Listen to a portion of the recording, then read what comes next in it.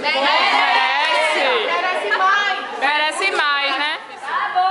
Veja só, há momentos na vida em que sentimos tanta falta de alguém que o que mais queremos é tirar esta pessoa de nossos sonhos e abraçá-la. Sonhe com aquilo que você quiser. Seja o que você quer ser, porque você possui apenas uma vida e nela só se tem uma chance de fazer aquilo que se quer. Tenha felicidade bastante para fazê-la doce, dificuldades para fazê-la forte, tristeza para fazê-la humana e esperança suficiente para fazê-la feliz.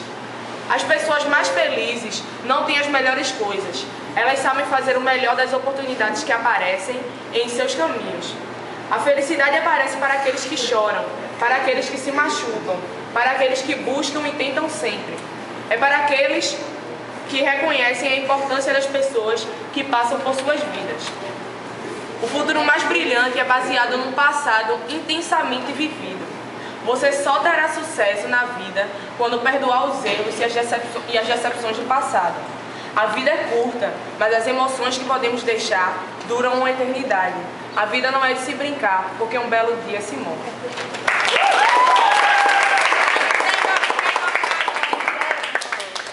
Camiele. Tem uma homenagem para a pessoa de G1, professor. Abre aí. Abre aí. Deixa a gente abrir. Quer que a gente abra para o senhor? Quem foi que deu esses nomes? Por que essa homenagem hoje já tem, hein? Era pra ser no dia da formatura. Já que Que teve bom, hein?